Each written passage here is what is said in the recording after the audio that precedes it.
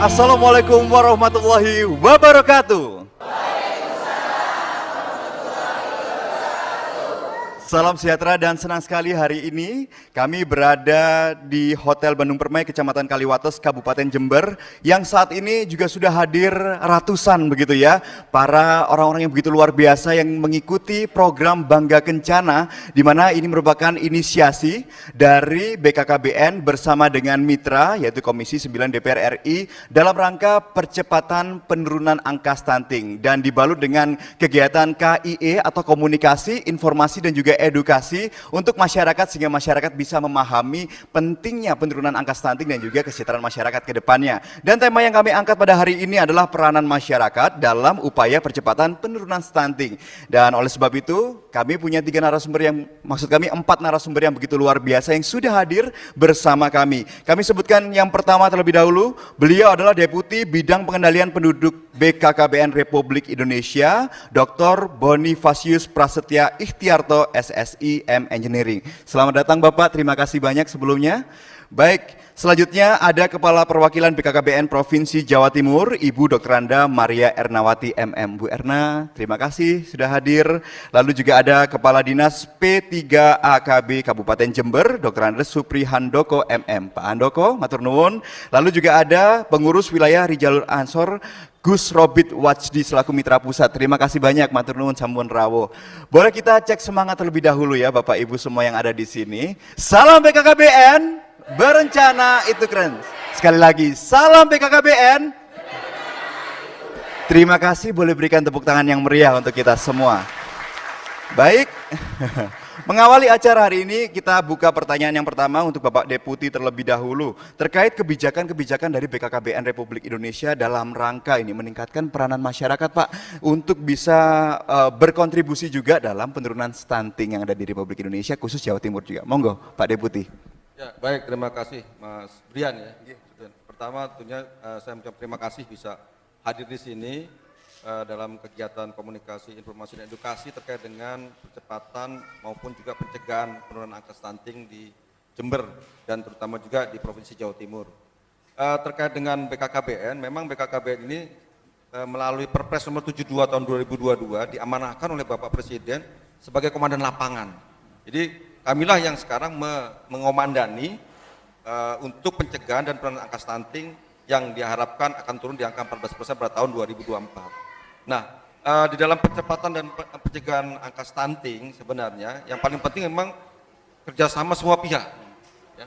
Pemerintah sudah, dengan akademisi sudah, dengan pemerintah daerah sudah, yang tidak kalah penting tentunya di masyarakat secara langsung. Begitu. Nah, peran masyarakat ini akan menjadi sangat penting ketika kita sudah membentuk yang namanya tim pendamping keluarga. Itu berasal dari masyarakat juga. Ya, tim pendamping keluarga itu ada dari PKK, ada dari PKB, PLKB, dan juga ada dari bidan. Nah, disinilah bagaimana mereka melibatkan melalui program-program seperti misalkan program Dapur Sehat Atasi Stunting, Dasyat. Dan Dasyat ini lagi-lagi juga masyarakat juga yang berperan di situ. Ya, kenapa menjadi penting kalau dari masyarakat ini berperan secara langsung, maka mereka akan bisa menerima program-program dari pemerintah. Dan tidak lupa juga adalah peran dari tokoh-tokoh masyarakat, tokoh-tokoh agama. Nah, kami mengapresiasi seperti misalkan Gus Robit bersedia untuk memberikan ceramah-ceramah. Ini merupakan bagaimana partisipasi secara langsung dari masyarakat, dari tokoh-tokoh masyarakat, tokoh agama untuk bisa mensukseskan bagaimana kita bisa mempercepat penurunan angka stunting di angka 14% dan juga bukan hanya turun tapi mencegah, karena stunting ini bukan hanya sampai 2024 ini seterusnya ancaman yang tidak mungkin hilang. Sekali kita lengah, masyarakat lupa dengan adanya ancaman stunting, maka angka stunting bisa naik lagi. Mungkin demikian Mas Brian. Baik Pak Deputi, terima kasih banyak. Berarti sudah banyak sekali ya program yang dirancangkan terutama untuk mengajak partisipasi masyarakat supaya juga bisa punya awareness terhadap penurunan stunting ini. Baik ke Ibu Erna. Bu Erna, selaku sebagai Kepala Perwakilan BKKBN Jawa Timur juga, monitoring yang sudah dilakukan oleh BKKBN Jawa Timur dan juga mungkin respon masyarakat dengan program-program yang sudah diberikan juga, bagaimana Ibu sejauh ini? Ya, terima kasih. Jadi BKKBN Provinsi akan menurunkan apa yang menjadi kebijakan di nasional, termasuk dengan TPK. TPK itu di Jawa Timur sudah terbentuk 31.243 tim, yang satu tim terdiri dari 3 unsur, bidan, PKK, dan dari masyarakat itu sendiri. Sehingga Kalau dari 3 unsur berarti ada 93.729 tim sudah kita bentuk di Jawa Timur dan siap tentunya untuk mendampingi keluarga-keluarga stunting maupun keluarga-keluarga yang berisiko stunting itu. Nah, kemudian kami juga sudah membuat satu konsorsium perguruan tinggi yang mendampingi di 18 kabupaten kota di Provinsi Jawa Timur ini yang irisannya adalah prevalensi stuntingnya tinggi, angka kematian ibunya tinggi, dan kemiskinan ekstrim tinggi. Kita sudah menggandeng 20 perguruan tinggi ternama dan kita berharap bahwa nantinya ke depannya bahwa peran serta seluruh masyarakat dan dukungan dari berbagai pihak dan berbagai sektor termasuk dukungan dari media juga kita harapkan untuk bisa terjadinya penurunan stunting di Jawa Timur khususnya. Berarti ini langkahnya begitu masif ya Bu ya, bahkan memang harus dipromosikan bersama. Jadi Bapak Ibu semua mungkin sama tetangga, sama saudara boleh juga nih memberikan berbagai macam informasi insight tentang pentingnya penurunan stunting dan juga tips dan trik nantinya ya dari narasumber kita. Baik, kita lanjut ke Pak Handoko. Pak Handoko, di Kabupaten Jember, kita tahu Kabupaten Jember juga salah satu kabupaten yang maju yang ada di Jawa Timur. Nah, sejauh ini kalau dari respon masyarakat dalam rangka pencegahan stunting dan juga mungkin upaya yang dilakukan oleh dinas terkait dalam rangka penurunan stunting seperti apa Pak gambarannya? Iya, terima kasih Mas Brian, ini luar biasa. Di Kabupaten Jember ini menjadi perhatian dari hulu sampai ke hilir. Mulai dari DPR RI, Pak Nur Yassin rajin sekali untuk menyapa audiensinya, untuk menyapa konstituennya, dan saya yakin ini merupakan bukti wujud komitmen, sumpah, janji, dan ikrar bahwa ke depan tidak akan terjadi lagi pernikahan anak. Pasti menikah perempuan usia minimal 21 tahun. Kemudian akan stop kematian ibu karena menikahnya pada usia dewasa. Kemudian yang berikutnya juga akan stop terjadi kematian bayi baru karena Jember ini keren, kondang, terkenal tingkat nasional, AKI-nya tinggi, AKB-nya tinggi, stuntingnya juga tinggi. Ini sangat berisiko sekali.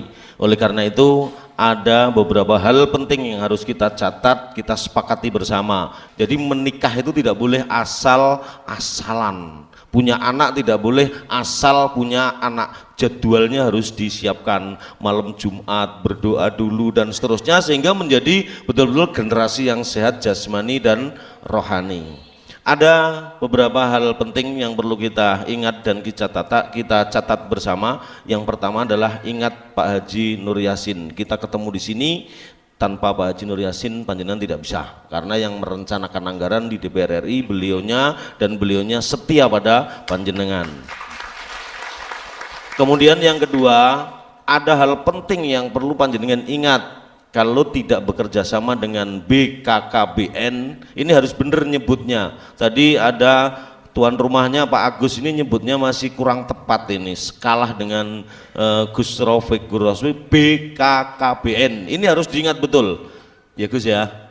Nah, BKKBN, Badan Kependudukan Keluarga Berencana Nasional. Lekatkan dalam hati kita, jangan pernah lupa itu, karena itu adalah kunci penyebab stunting, penyebab kematian ibu, penyebab kematian bayi, dan penyebab-penyebab yang lain adalah sumbernya ada di BKKBN. Kemudian harus diingat, selain BKKBN, Badan Kependudukan Keluarga Berencana Nasional, juga panjenengan harus ingat DP3AKB. Panjenengan harus tahu DP3AKB ini kepanjangannya dari kedua beliau. Pak Nur Yassin merencanakan anggaran, beliau bekerja, Pak Deputi buka turunnya di Jember, itu pekerjaannya diselesaikan di Dinas Pemberdayaan Perempuan, Perlindungan Anak dan Keluarga Berencana. Tadi Gus Raufik menyampaikan kontrasepsi. Kontrasepsi nanti jenengan minta yang model apa, di situ ada.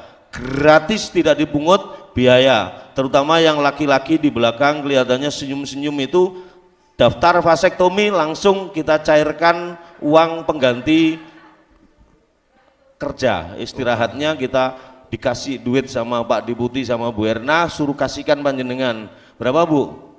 300.000. Tinggal daftar, besok kita kirim. Yang penting harus persetujuan istri. istri. Kalau tidak ada persetujuan istri kita nggak berani.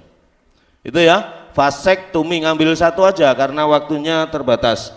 Kemudian yang harus diingat, menjadi komitmen kita semua yang mendengar suara saya di tempat ini. Yang pertama, pastikan bahwa anak kita menikah melalui prosedur yang benar.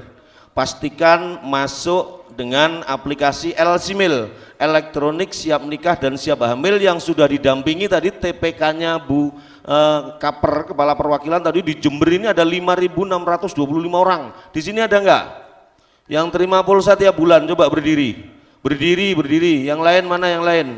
Yang terima pulsa setiap bulan. Ajak yang lain, pastikan mendampingi calon pengantin. Pastikan setiap calon pengantin lolos aplikasi El-Simil dengan harapan tidak melahirkan stunting baru. Dan betul katanya Gus Rafiq tadi, membangun keluarga yang sakinah, mawadah, warohmah. Ini tidak bisa dibangun dari anak kawin sama anak melahirkan anak. Apa yang terjadi? Broken home. Hari ini di Jember perceraian masuk ke angka 8.000, mengerikan. Ngapain itu? Berarti tidak sakinah, tidak mawadah. Ini tugasnya Gus Rafiq, ini tidak bahagia sejahtera, tugasnya para kader ini, Bu Erna. Kira-kira seperti itu. Ini harus menjadi catatan. Anak perempuan menikah 21 tahun, pastikan periksa kesehatan.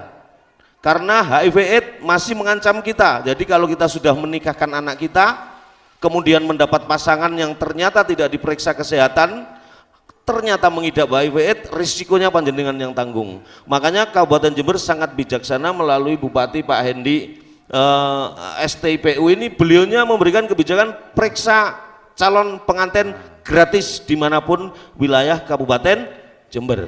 Jangan sampai tidak diperiksakan. Nanti tolong yang ini bajunya apa ini? Yang di depan sendiri berdiri yang pakai batik ini. Lah, ini petugasnya. Jadi catat baik-baik, ingat baik-baik, panjenengan kalau ada kesulitan mau masuk aplikasi El-Simil mendapatkan pelayanan pemeriksaan kesehatan, panjenengan ketemu ini. Baik. Kita sudah siapkan, Gus, semuanya kita sudah siapkan. Oke. Pastikan setelah hamil terdampingi dan menggunakan alat kontrasepsi sehingga tidak terjadi kehamilan yang tidak direncanakan. Tidak ada kesundulan. Kesundulan ini yang nyundul sama yang disundul sama-sama tidak enak. Ini berisiko.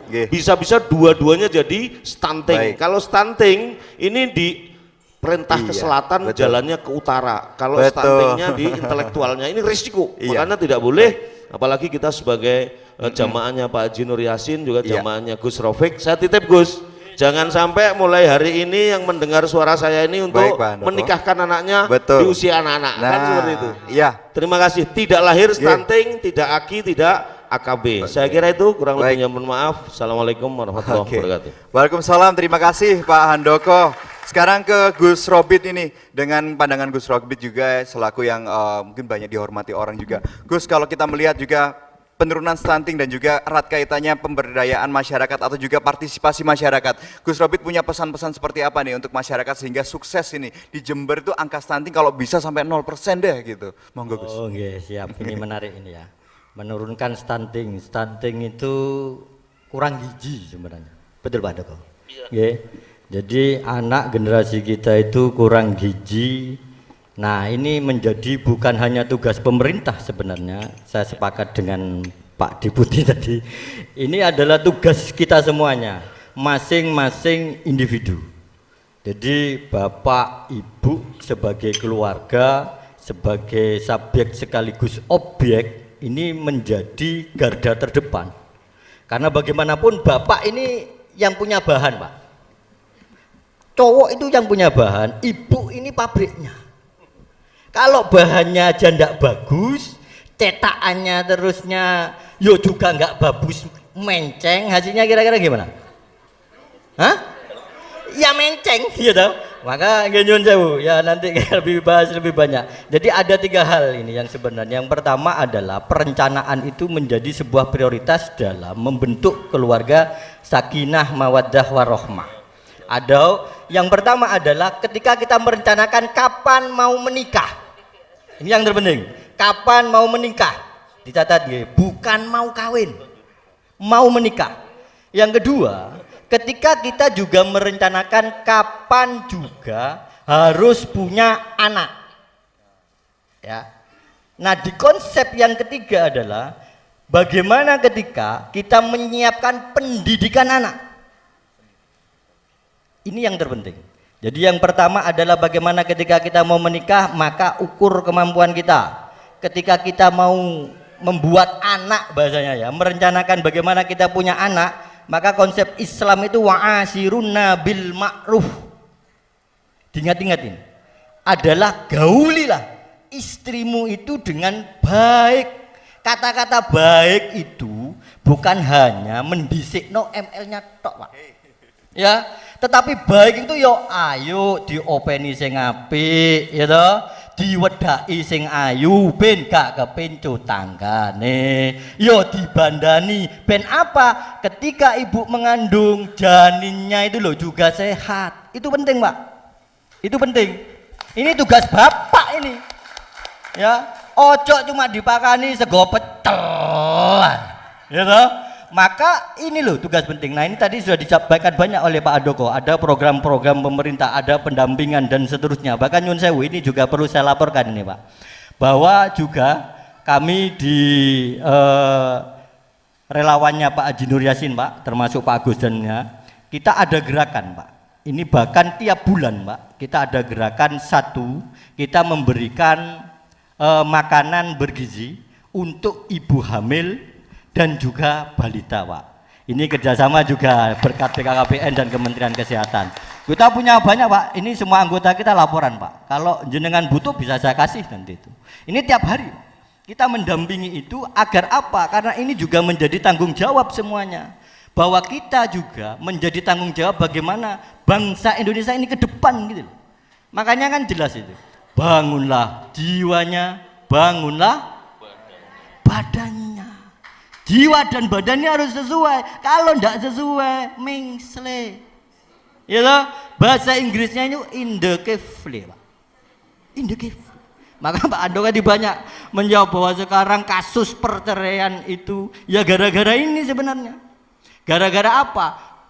Ketika orang tua tidak siap, mau menikahnya aja tidak siap, Pak. Pekerjaan tidak punya, pokok urusannya pokoknya ngono tok aja yang dia pikir. Ya akhirnya akan begini. Bahkan proses Nyun Sewu, makanan yang diberikan kepada anak pun saya yakin orang tua itu tidak pernah memikirkan untuk itu. Bagaimana memberikan gizi yang terbaik buat anak. Memberikan gizi itu tidak harus terlalu mahal, Pak. Tidak harus susu yang harganya 200-an juta atau 200-an ribu. Tidak perlu, Pak. Yang penting bergizi. Nah, biar tahu, maka kita harus belajar ilmunya. Oh, telur ini karbohidratnya, proteinnya berapa, kan begitu nggih, Bu nggih? Bukan hanya jenengan lihat telurnya bapak. Wes cilik mampu gak netes-netes. Ya, ini juga begitu. Oh, kangkung karbohidratnya sekian. Tidak harus mahal. Kangkung semua ya yakin punya semua. Wong di rumah saya itu ya, jangankan kangkung, bayam aja banyak kok. Gratis itu. Dan ini menimbulkan gizi semua. Nah, ini perlu ilmu agar kita tahu, oh ini kadarnya begini, ini. Nah, ini nanti tugas-tugas beliau yang menyampaikan. Dan saya siap, Pak, menjadi marketing untuk BKKBN ini. Oke, mungkin cuma itu. Terima kasih. Oke, matur nuwun, boleh kasih tepuk tangan untuk Gus Robit ya. Tadi disampaikan juga nutrisi penting Bapak Ibu, dan juga tadi pendidikan penting, dan juga berencana itu juga penting. Karena kadang-kadang yang sudah berencana banyak juga ya kendala-kendala, apalagi tidak direncanakan. Maka dari itu tadi BKKBN ini sudah banyak sekali program-program yang bisa dimanfaatkan untuk siapa? Untuk kita semua dan keluarga salah satunya ya.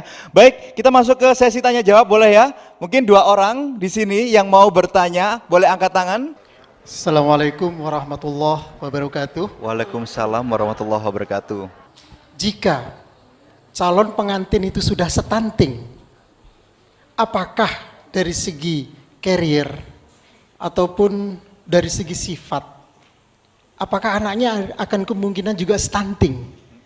Seandainya akan demikian, apa yang harus dilakukan untuk mengantisipasi supaya keturunannya tidak stunting?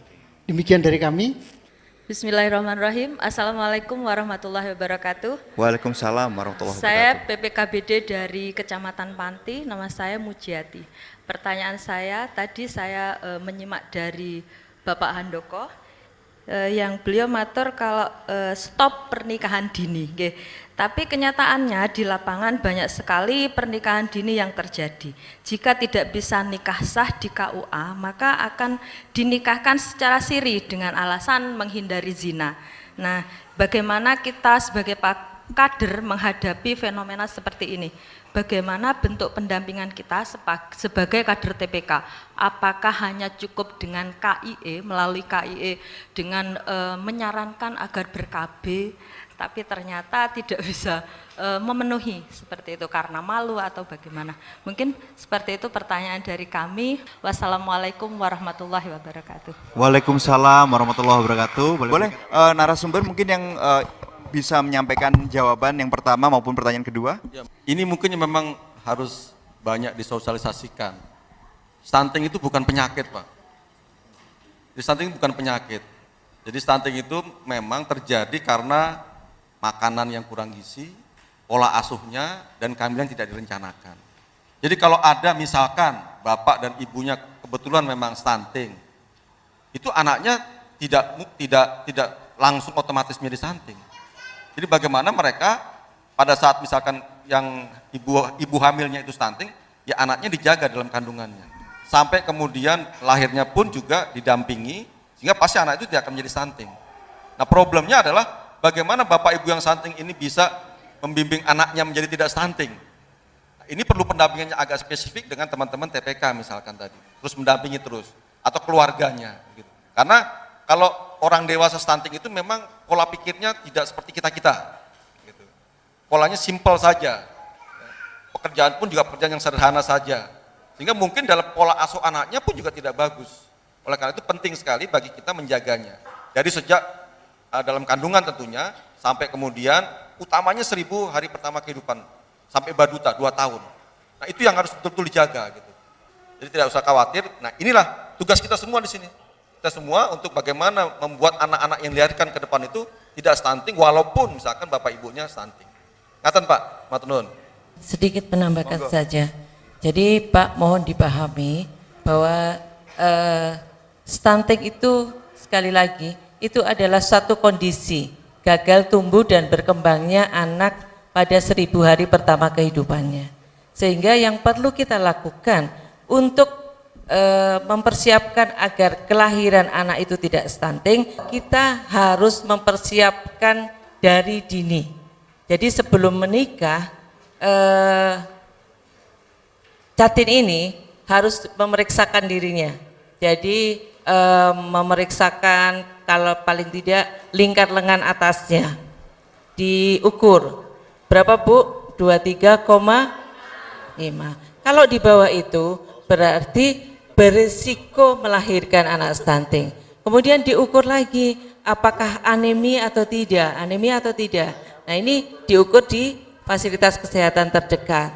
Kemudian diukur indeks massa tubuhnya. Oleh karena itu saran saya kepada calon pengantin dan ibu hamil untuk tidak jauh-jauh dan memeriksakan dirinya pada fasilitas kesehatan terdekat atau posyandu. Terima kasih Bu Erna. Pak Handoko, monggo. Saya menambahkan sedikit. Jadi bisa dijustifikasi stunting atau tidak ketika bayi itu lahir. Setelah 2 tahun enggak bisa panjenengan memberikan justifikasi, oh ini stunting, enggak boleh. Jadi tidak boleh sembarangan menjustifikasi stunting. Kalau ada yang mengarah ke tanda-tanda itu, biar nanti tenaga kesehatan yang sudah ahli biar memberikan intervensinya. Ciri-cirinya begini Bapak Ibu, ketika lahir bayi, Pak Agus nanti perhatikan, diukur panjang badannya oleh tenaga kesehatan, oleh ahlinya. Berapa? Panjang badannya kurang dari 48 cm, maka bayi lahir ini berisiko stunting. Nah, kemudian berat badannya kurang dari 2,5 kilogram maka risiko stunting. Oleh karena itu nanti yang menjustifikasi Dinas Kesehatan ini sudah mengarah pada spesifik ditambah asupan gizi pada 1000 hari pertama kehidupan dengan harapan apa? Tumbuh kembang otaknya agar menjadi sempurna. Jadi tidak mesti orang pendek itu stunting, tidak mesti orang pendek itu tidak cerdas. Cerdas asal 1000 HPK pengasuhan ini benar sesuai dengan ketentuan yang sudah ditetapkan oleh BKKBN. Yakinlah kalau berpedoman pada itu pendampingan 1000 HPK dilakukan, penerus generasi panjenengan akan menjadi penerus generasi yang sangat berkualitas. Pertanyaan kedua, jadi caranya begini Mbak Muji, minimal kalau sudah terlanjur sembunyi dimanapun, kalau panjenengan mendengar, mendapat informasi itu, pastikan mereka didampingi dengan sebaik mungkin. Kalau bisa, kalau memang belum ideal untuk melahirkan, karena tulang panggulnya belum kuat, kemudian tulang rahimnya belum siap dan lain sebagainya, maka tunda dengan menggunakan alat, obat dan metode kontrasepsi agar bulan madunya menjadi lebih panjang. Kita tidak bisa melawan itu, tidak bisa. Tradisi, budaya, kultur masyarakat kita memang berbeda-beda. Itu bisa dilakukan kalau sudah komprehensif. Barangkali nanti dari Pak Kiai sudah punya jurus, siapapun yang mau menikah siri, saya sebagai Ustadz, saya sebagai Kiai tidak akan menikahkan. Monggo Pak Kiai mungkin menambahkan. Silakan Gus Robit, monggo. Oke, terima kasih. Ini saya nambahkan sedikit saja. Yang pertama terkait dengan nikah siri, ini memang kultur Bu. Sebenarnya dalam agama itu tidak ada bahasa nikah siri, itu tidak ada loh. Ya, ini perlu dipahami ya. Agama tidak pernah mengajarkan yang namanya nikah siri. Iki wong kene ae sing ngarani iku. Iya, enggak ada itu. Yang namanya nikah itu ya nikah, enggak ada siri-sirinya. Nikah siri itu tidak diperbolehkan, bahkan yang melakukan nikah siri itu bisa dilaporkan. Itu ada hukumnya itu. Nah, yang kedua nyun sewu, ini terkait stunting. Ini jelas nggih nyun sewu. Di Al-Qur'an itu jelas, ya ayuhan nas kulu mimma fil ardi halalan thayyiban. Apapun yang ada di bumi yang diciptakan Tuhan sama kita ini semuanya untuk manusia, tapi dengan catatan dua hal tadi, halalan thayyiban. Nah, inilah nanti dengan ketika kita mengkonsumsi ini, insya Allah stunting itu juga akan menurun. Nah, terakhir ini saya dapat data ini luar biasa Pak Andoko. Jember itu Pak, ini saya dapat datanya Pak. Dari 2019 kalau nggak salah angka stunting itu 37, sekian persen. 2021 kemarin ini turun 29, sekian persen. Ini luar biasa. Tepuk tangan untuk bapak-bapak yang ada di sini ini. Dan juga kader-kader. Mudah-mudahan 2022 ini tinggal 0, sekian persen. Nah, begitu ya. Terima kasih. Mungkin itu dari saya. Matur nuwun Gus Robit, dan tak terasa kita sudah di penghujung acara. Bapak Ibu, kami ucapkan terima kasih kepada narasumber yang sudah hadir.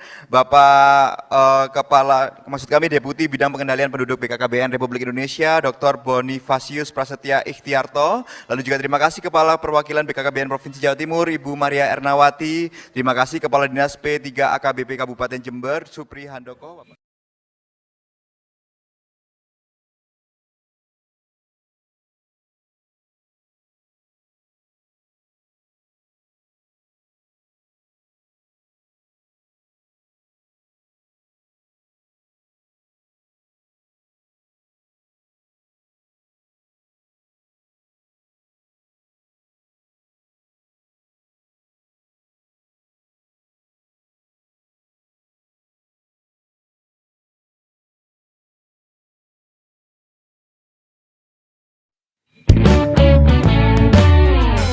Dari Sabang sampai Merauke, terbentang pulau itulah Indonesia. Berbagai macam ragam budaya dalam rencanakan kehidupan.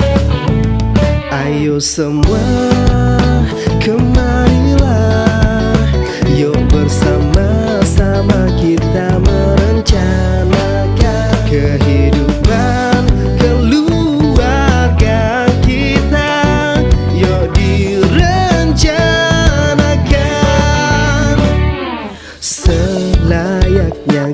generasi penerus bangsa, kita wajib membangkitkan semangat, lakukan rencana dini untuk kehidupan keluarga. Ayo semua kemarilah, yuk bersama-sama kita